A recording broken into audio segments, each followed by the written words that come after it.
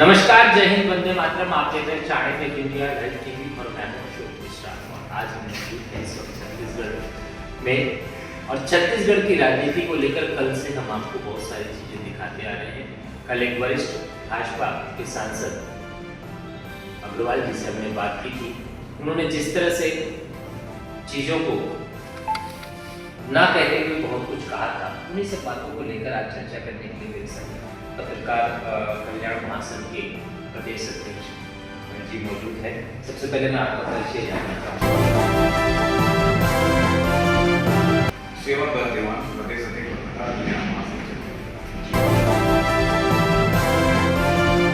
दीवान जी, मेरा अगला सवाल है आपसे कि जिस तरह से विगत कई वर्षों से आप पत्रकारिता कर रहे हैं और पत्रकारिता के जीवन में आपने पूरा अपना जीवन गुजार दिया है, तो छत्तीसगढ़ की राजनीति को बड़े करीब से आप जानते हैं। ऐसे में ये जो भूपेश बघेल सरकार के दौरान दुनिया भर के घोटालों की बात हो रही है, शराब घोटाला, पीएससी घोटाला और लॉटरी घोटाला, इन सब चीज़ों को लेकर क्या कहना चाहते हैं? वास्तविकता क्या है? मैं ये कहना चाहूँगा कि हिंदुस्तान में दो राष्ट्रीय पार्टी है, भारतीय जनता पार्टी और कांग्रेस। और छत्तीसगढ़ की जो भूपेश बघेल की सरकार थी, अभी जिस तरीके से बघेल सरकार के खिलाफ बघेल जी के खिलाफ जिस तरीके से मामले बने हैं, तो मेरा मानना ये है कि कहीं न कहीं दोनों पार्टियां एक सिक्के की दो पहिए और एक राजनीतिक स्टंट है, मेरा मानना ये है। और चूंकि गहराई पे जाए तो बहुत सारी चीज़ें हैं, तो दोनों पार्टियां, मेरे नज़र से तो दोनों पार्टियां जो काम कर रही हैं वो छत्तीसगढ़ की जनता की या छत्तीसगढ़ के माटी की है। माटी के कैसे, हम इस बात को और थोड़ा सा गहराई से जानने का प्रयास करेंगे दर्शकों के लिए, क्या कैसे हो एक दूसरे को आरोप प्रत्यारोप लगाते हैं। जैसा कि कांग्रेस की सरकार रही, उस वक्त जो है कांग्रेस ने भी इस तरीके से कार्य किया। आज भाजपा की सरकार का भाजपा भी उसी राह पे चल रही है। घोटाले तो कई हुए, क्या रमन सिंह के कार्यकाल में क्या घोटाले नहीं हुए? चावल घोटाला हुआ था, अब उसके पुत्र अभिषेक के ऊपर भी मामला बना, कुछ बातें आई थी, लेकिन क्या उस समय उन्होंने कुछ ध्यान दिया? लेकिन आज जिस तरीके से हो रहा है, मेरा एक व्यक्तिगत अनुभव है, वो ये चीज किसी मानता हूँ ये चीज आम जनता के दृष्टिकोण से सही नहीं है, मानता हूँ आपकी बात। लेकिन मेरा अगला सवाल ये है कि जिस तरीके से अभी चरण बघेल को ने गिरफ्तार किया, वो भी उसके जन्मदिन के लिए, अब मुझे लगता है ये बदले की भावना लगती कहीं न कहीं, देखिए कहीं न कहीं कुछ चीज़ों की सच्चाई भी होती है, लेकिन उसके जन्मदिन के दिन उनको खाना, ये मानवता के दृष्टिकोण से उचित, मानवीय दृष्टिकोण से देखा जाए तो अगर किसी का उत्सव का दिन है, अगर पीढ़ी उसको उठाना चाहती तो पहले उठा लेती या बाद में उठाती, लेकिन जन्मदिन के दिन खाना किसी भी दृष्टिकोण। आपको इससे नहीं लगता कि कांग्रेस को एक जीवन दान मिल गया? इसमें तो खैर मैं कुछ कहना नहीं चाहूँगा। जीवन दान पत्रकार के नाते जिस तरह से कांग्रेस बिल्कुल साथ बैठी थी, हाँ, एक प्रकार से कांग्रेस को एक मुद्दा तो मिला है, छत्तीसगढ़ में दोबारा से अपनी पहचान बनाने के लिए पकड़ बना।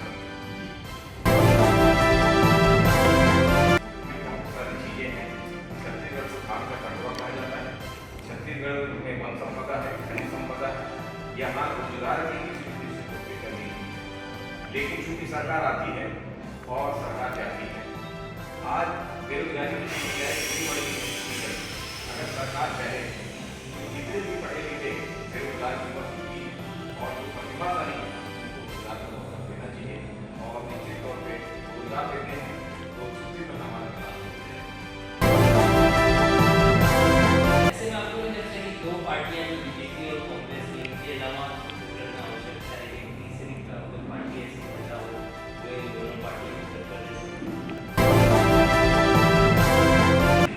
छत्तीसगढ़ में तीसरी पार्टी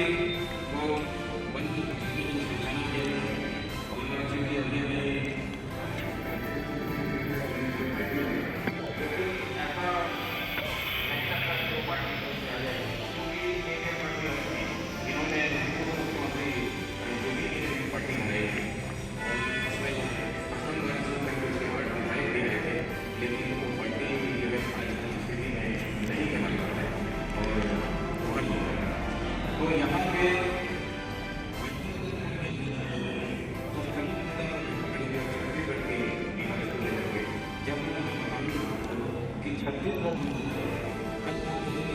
इंडस्ट्री में बहुत है।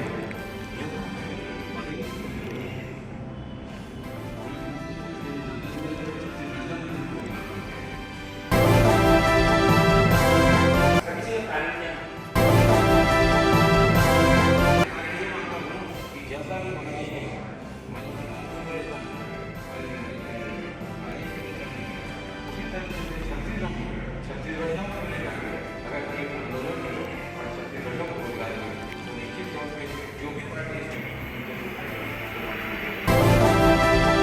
आपको नहीं लगता ऐसे में तो यूपी के लोग कहीं से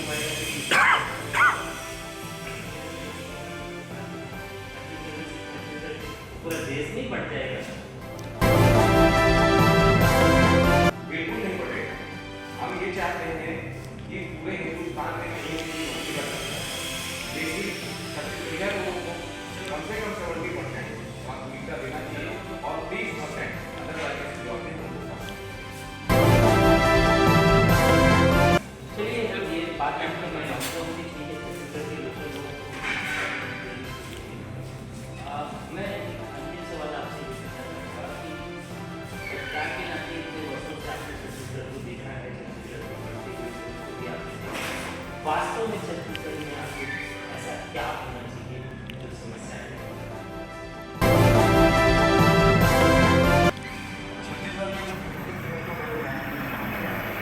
मैंने बताया कि बेरोजगारी की समस्या दूर होगी, प्रत्येक घर में एक पढ़े लिखे व्यक्ति को रोजगार मिलेगा।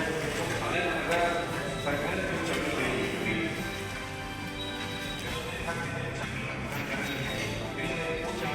देने की जरूरत नहीं है।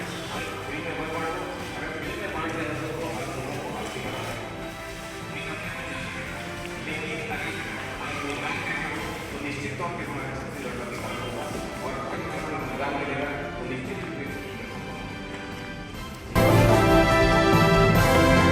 बातचीत के लिए बहुत बहुत धन्यवाद। उनका साफ कहना था कि छत्तीसगढ़ में एक ऐसे आंदोलन की जरूरत है जो छत्तीसगढ़िया की बातों को लेकर आगे बढ़ सके, ताकि छत्तीसगढ़ के लोगों को उनके राज्य में उनकी नौकरी को लेकर और कई चीज़ों को मिल सके। चाणक्य विद्या के